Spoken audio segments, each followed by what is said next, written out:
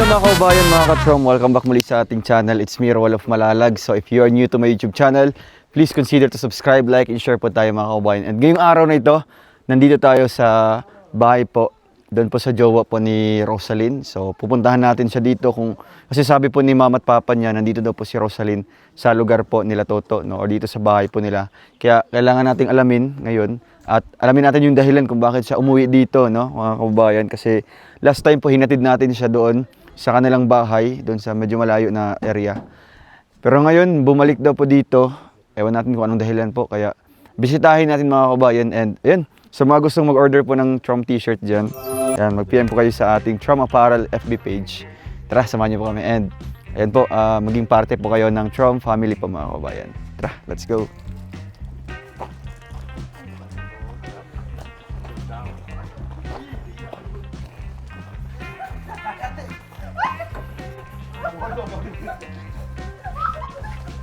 Tawang daigdig.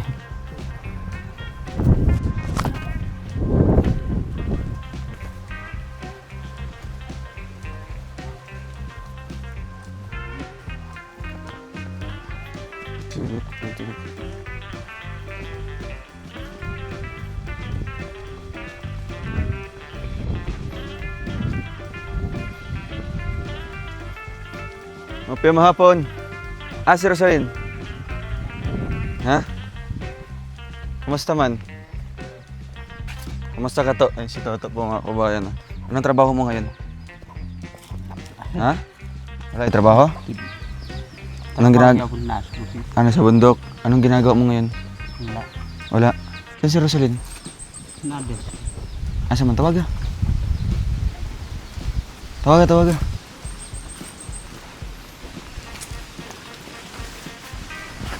Na para maistoryahan lang. So, ayan mga kabayan. Ayan. Nandito po siya sa... Ito yung bahay po ng parents po ni Toto. Dito sa ano na ito. Ayan. Pero dito sa kabila, dito sila nakatira. No? Silang mag-live-in po. Nag-usa man siya? Waga.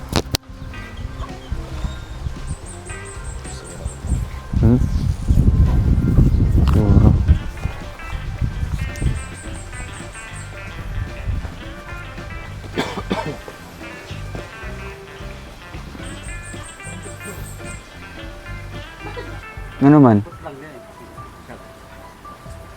Pili na siya ka-adlaw dere. Siya si Mana? Ali dere. Laban yung cellphone? Nga naman nag-uli siya dere? Nga naman nag-uli siya dere? Yato man dito. Ikaw na ito ka ito. Unya. Do aura ko dito ni uban mo. Di ba hindi siya pag-uli? So, wala siya kakaya dito? Wala. Sa kinabuhi? Nga na daw nag-uli siya dere? Nga daw nag-uli siya dere? Lisod dito, lisod? Sud man daw. Yato gid dito. Pangta mo kan parehar. Pare-parehara dere? So, nag-uban siya sa mo pagbalik? Bakit ayaw niya bakit ayaw niya humarap sa amin? Ambot na. Sige na ko. Hindi siya magawas. Sa Hindi siya magawas? Nag-unsa mo sa sulod? Nagilak siya? Ano, istorya? Ora man yang di gud kon. Undang daw sa eskwela. Undang na siya? Di na siya mag-eskwela? Di na siya magpadayon? Ulaw na da. Anong ulo man? Kay kuhan siya, naglibin na mo? Rosalyn! Rosalyn!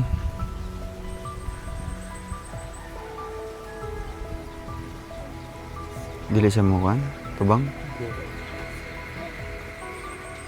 Ali, istorya lang to dire oh. Anong sabi ni mama at papa niya? Sa may istorya siya mama at papa. Katong nagbisita ka sa may... Bakit pumunta ka nun sa kanila? Gusto mo lang mabisita si Rosalyn. Sa pag-abot ng ito, unsay mong naabtan? Unsay mong naabutan sa ila ha? Ya papa. Ano sabi ni papa niya? Ano siya kira? Okay ra daw. Nay.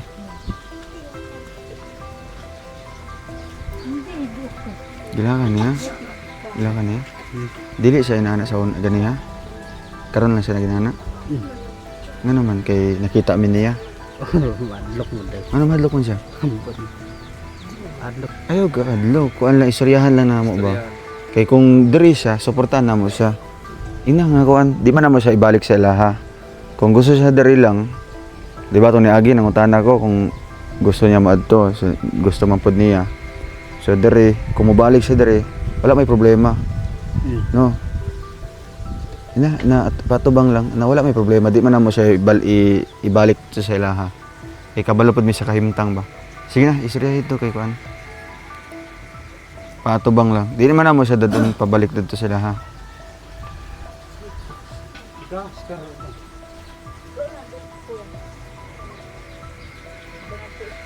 Nahiya daw, natakot. Dahil siguro Isa doon. Nahiya. nahiya siya dahil sa syempre hinatid natin siya doon tapos bumalik siya dito. Pero para sa atin wala namang problema yan, no? Kung saan siya mas gusto talaga. Kasi alam naman natin talaga doon sa bahay po nila o sa lugar nila. Marami sila, no? At kumbaga hirap din yung buhay. Isa?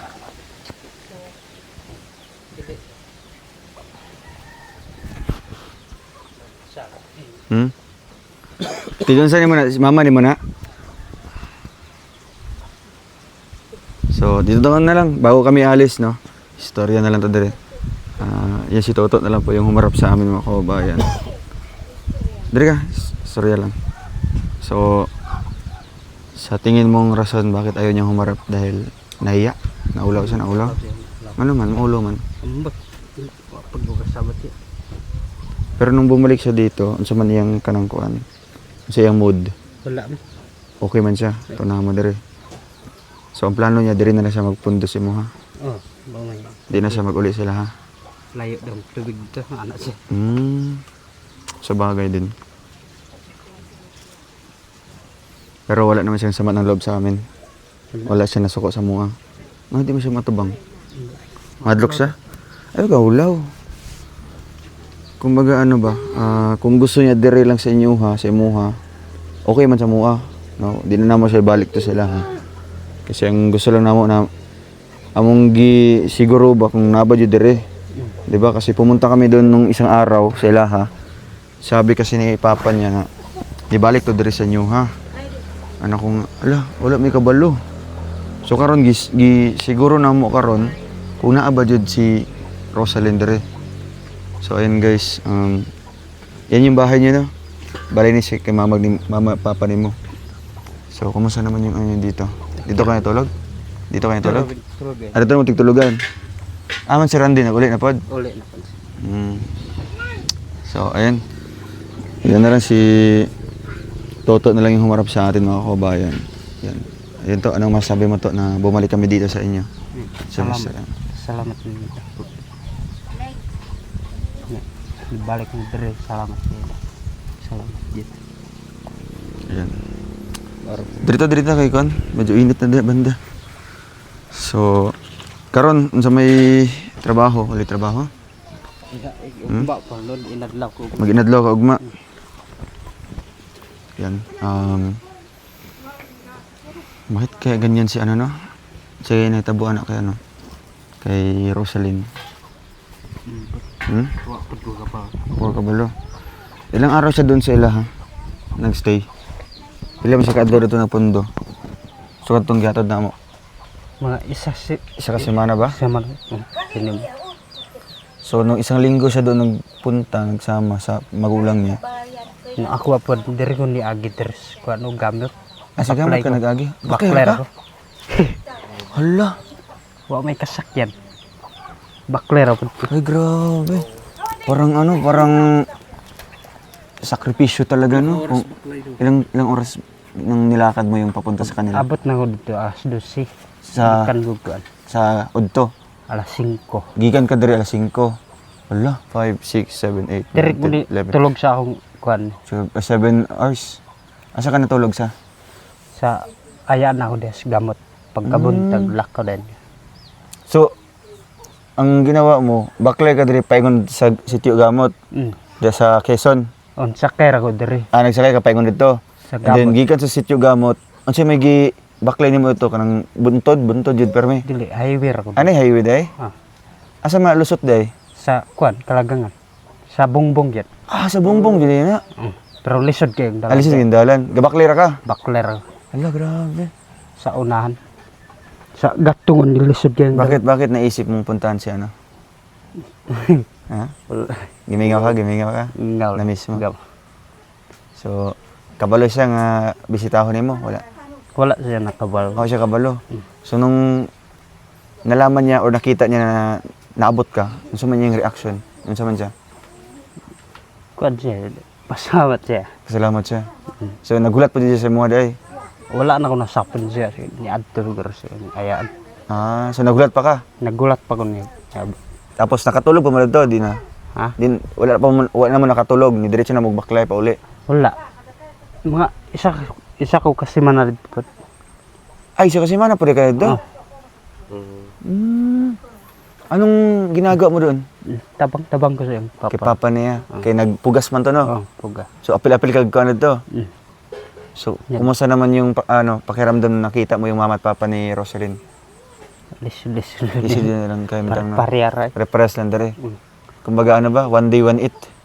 Kung nai lagot mo, mao na i-konsumo na lang din. So nakita mo kay Roselyn na lisod po dito, no? Lalo na sa tubig. Tubig. Buti pa nga dito, may tubig dito na flowing. Produkto, grabe, layo pa kayong bakla yun. Pero ano yung nafe-feel mo nung nakita mo si Roselyn ulit? Lipay ka kay Lipay. nakita mo si Roselyn. So nung pag-uwi nyo na, after 1 week na nagstay ka doon, nikuyog siya sa muha. Kuyag siya. Kasi ang sabi daw ni papa niya, ang iyang paalam, magkuha siya mga gamit diri sa sa eskwela. Tinuod ba to? Tinood, siguro. Pero wala siya plano magbalik dito. Wala. Ha? Wala siya plano? Balik na siya. Magbalik siya dito. 20 siguro. Adto siya. Para matulungan natin. Isa yung gusto magbaklay usab. Pag ulit ninyo, nagbaklay mo? Wala. Natod man kuan eh. Kay bayaw kuan. Randi. Gihatod mo? Na-disgrasya pag yun din. Lupad me. Kabuing. Nakuang kuan. Break. Putol. Putol ang break. Ano sa man si ano? Naipangus. Lupad me. Hala. Yan ang sa man si Roselyn. Yeah, ako ni itsa. Nag-itsa ni mo. Wala ra siya. Nadoble pa. Kabalo ka kay katong paghatod namo sa ilaha, na-disgrasya po na sila sa bunggo kanang sakyan namo. Nangambak na sila sa kuan, sa katong pangpang. Muna nga yung ipon diri, marag nahingo na yung ipon sa tubangan, no? Yung si Roselyn tapos si Randy kay nagsamad. Ambot lang marag gamayng lang, kanang marag samad-samad kang ginagmay lang. So, si Randy pagkatapos na ihatid kayo dito, umuwi din siya agad. Ibalik din siya dito. So, ayan ang tindog kay maglaylim still. Dito baba kay medyo taas.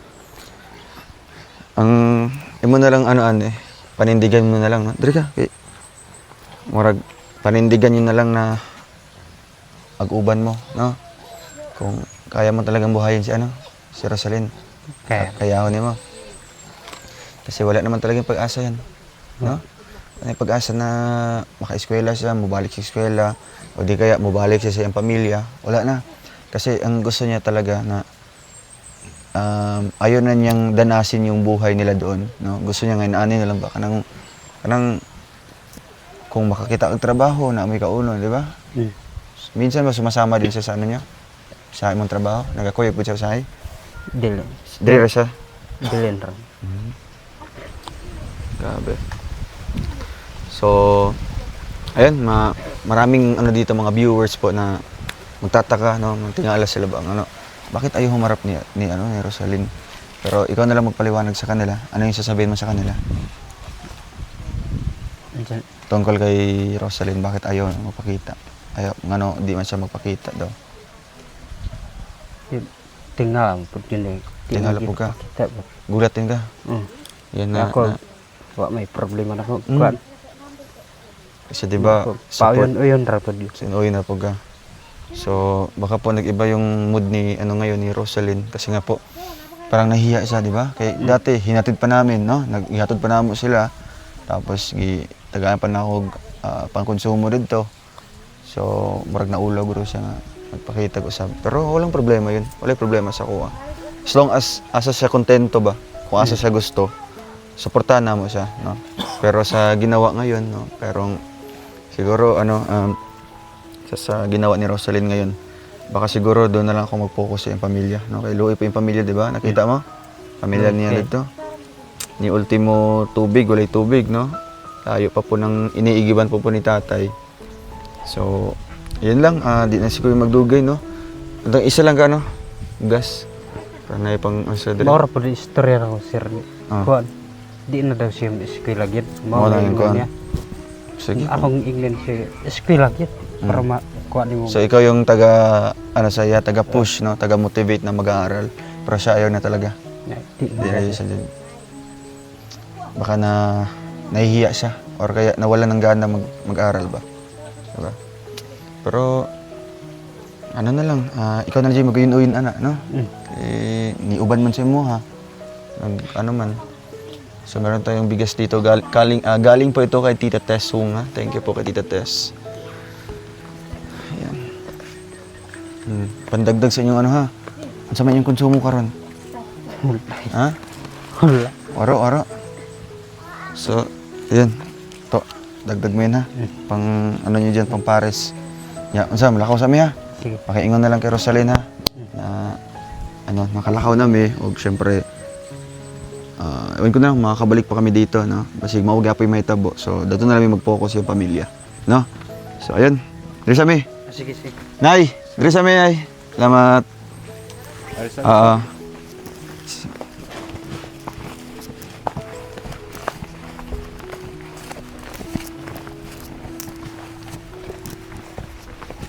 So ayun guys, at bigo tayo na nakita muli siya, no?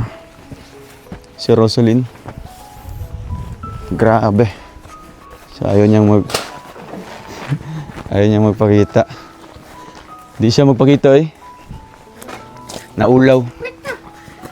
Ayan. Pero kahit ganun pa man, yun nga, buo na yung decision natin na doon na tayo mag-focus sa kanyang pamilya, no? Sa pinakita ni Rosalyn ngayon, parang nawalan din ako ng gana na balikan sila dito. Di ba Kuya Vic? Ilang minuto tayo naghintay doon? Napakaswerte nila na Tutulungan pa. oo, may tumulong sa May kanila tumulong na pa. isang charity vlogger. Kaso lang, hindi niya inisip bakit gano'n na hindi siya nagpakita. Kaya, kahit man lang magpakita siya or makita natin yung presensya niya ba? Kaya nga, dapat Alam niya nasa labas tayo. yung hindi ba siya nahiya doon sa ginawa natin, Mm. no? Hinatid natin, binigyan natin ng grocery, tapos tinulungan ba yung family niya. Tapos pagpunta natin dito, Kaya pa magpakita. kaya magpakita. Wala naman tayong naintindihan naman natin yung situation niya. Marunong naman tayong umintindi. Pero sige lang, doon na tayo mag-focus sa Pamilya niya sa talaga, pamilya no? niya. Kasi deserve din naman kay tatay at saka kay ng nanay. pamilya niya. Siya, wala siyang wala siyang isang salita. Bago-bago yung isip. Tapos wala siyang, kumbaga yung pagkakataon na sana na ibigay natin sa kanya sa pag-aaral. Sinayang niya. Oo, napakagandang opportunity Kaya yun. nga. Oo. Makapag-aral pa siya, Suportado tutulungan pa. pa sila si Toto at saka siya. Ikaw pare ko, ano yung masabi mo doon? Well, pare ko, desisyon nila yan, no? Kasi wala naman tayong magagawa kung yan desisyon nila. Pero sa sa isip ko, wala naman tayong nagawang mali, di ba? Lalo si Ate Mayor. Bigla siya nagkaganyan. Hindi natin alam kung ano yung sa utak niya, di ba? Kung ano yung gusto niya, galangin natin, di ba? So, yun lang. Kasi sa kanila yan, kung ano matutulong natin sa pamilya niya, doon na lang tayo focus sa pamilya niya. So, lead na tayo dito. Kung maaari lang, no? So, tapos na tayo dito. Nakatulong tayo dito. Siguro wala silang masabi sa atin. bagkos natulungan natin sila. So yan, salamat. Ayun.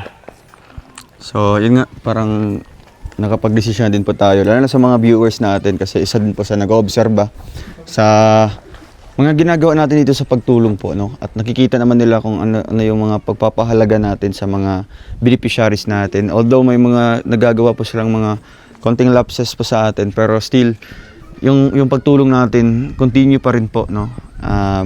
Hinahatiran pa rin natin ng konting ayuda, ni-interview, binibisita, pero ngayon parang yun nga, makikinig na tayo sa mga viewers na ito na yung huling bisita natin sa kanila, no?